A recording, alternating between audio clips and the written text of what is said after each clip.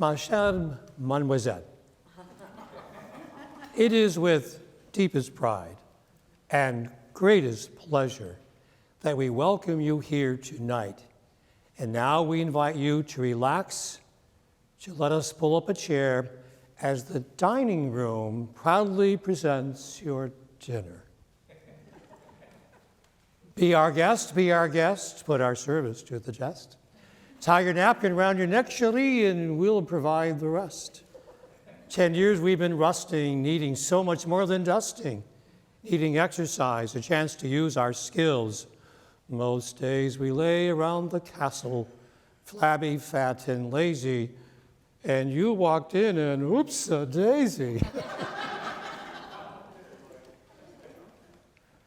From The Beauty and the Beast, this unforgettable toe-tapping song, Be Our Guest, captures our imagination of an animated dining room. In a word, this scene represents hospitality at its absolute finest. Hospitality in the ancient world focused on the alien or stranger in need. The plight of aliens was desperate.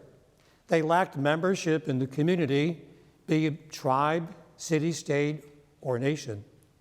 As an alienated person, the traveler often needed immediate food and lodging. Widows, orphans, the poor, or sojourners from other lands lacked the familial or community status that provided a landed inheritance, the means of making a living, and protection. In the ancient world, the practice of hospitality meant graciously receiving an alienated person into one's land, home, or community and provide directly for that person's needs.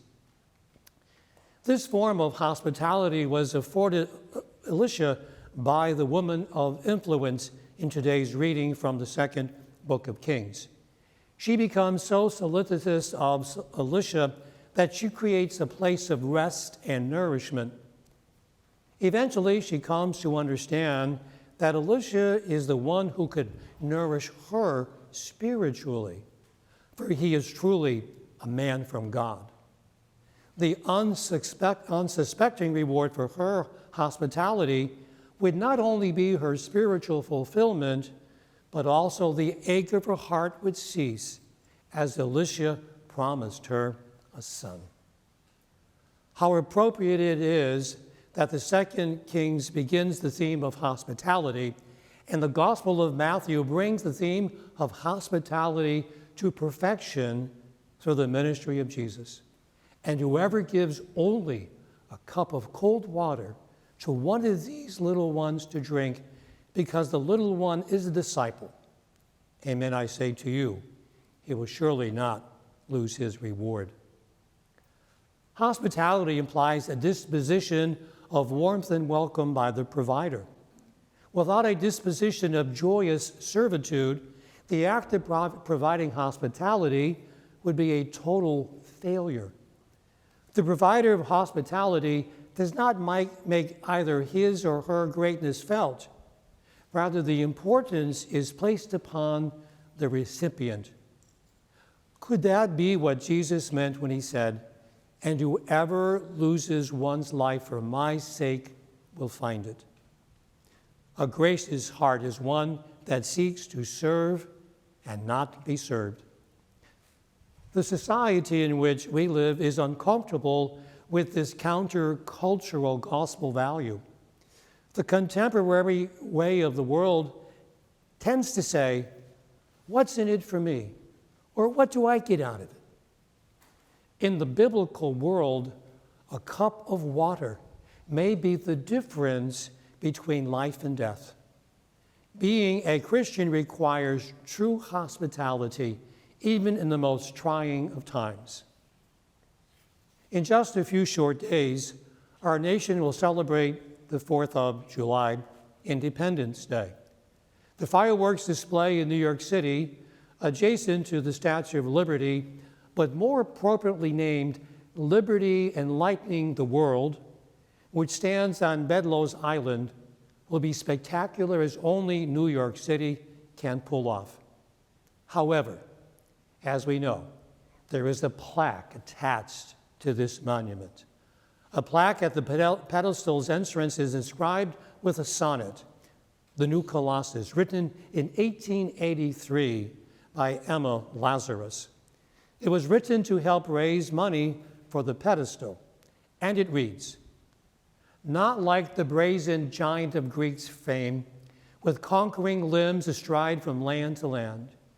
Here at our sea-washed sunset gate shall stand a woman, a mighty woman with a torch, whose flame is the imprisoned lightning, and her name, Mother of Exiles. From her beacon hand glows worldwide welcome. Her mild eyes command the air-bridged harbor that twin cities frame.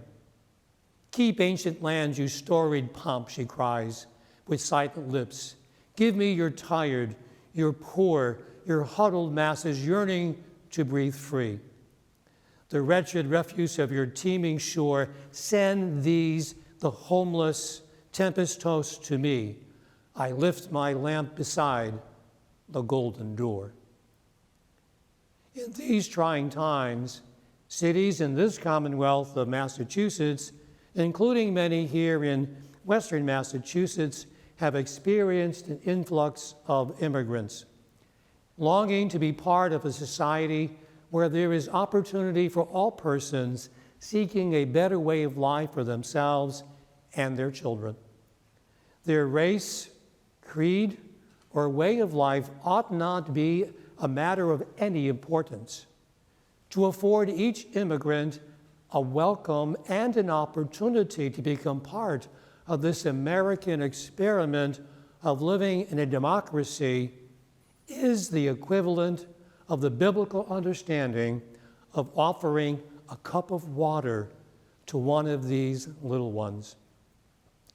For each immigrant, it is most often a matter of life and death. Most recently, the touring submersible that plunged 2.5 miles to the bottom of the Atlantic to view the wreckage of Titanic and its eventual implosion captured the attention of the international media. However, as that story was unfolding, so was another. A fishing vessel carrying migrants sank. A news article reported the vessel wobbled sharply, flooded, and capsized. Less than 15 minutes later, it sank into one of the Mediterranean's deepest points off the coast of Greece.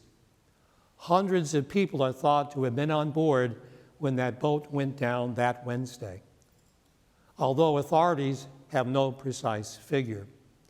Rescuers saved 104 passengers, including Egyptians, Syrians, Pakistanis, Afghans, and Palestinians, and recovered 79 bodies. And the search went on that early Thursday for more, with aircraft dropping flares to help search with teams. It's one of the biggest such operations ever in the Mediterranean. Greek Coast Guard spokesman Nikos Alakiou told state ERT-TV, "We won't stop looking." The sinking could be one of the worst ever recorded on the feared central Mediterranean migration route, which is the world's deadliest. Which event, in your opinion, captured the minds of the international community? You're correct, the OceanGate Titan. Perhaps it's because the Titan was occupied with wealthy and well-known people of this world. What about the nameless and faceless 79 bodies pulled out of the Mediterranean Sea? What captures our attention? What captures our compassion? The rich and the famous, or the poor immigrant desperate for a better way of life? Sad to say, it's the rich and the famous.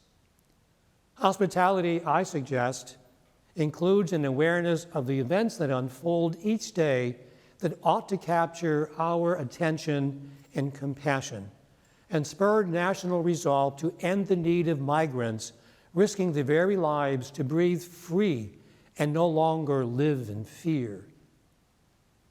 On this 4th of July, wherever you may be, I pray that you are surrounded with family and friends on this most American holiday. May you be hospitable to all around your table. And may that same sense of hospitality be evident in your actions with all those persons you may encounter every day. Please drive safely during this holiday week.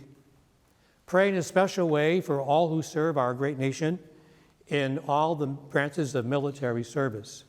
Keep them safe, O Lord. May they return to their families when their tour of duty is completed. Pray for all who serve as first responders. May they receive the respect that is their due as they also fulfill the daily tour of duty. May God bless you and your families with its strengths and weaknesses. May God bless America, the land of the free and the home of the brave.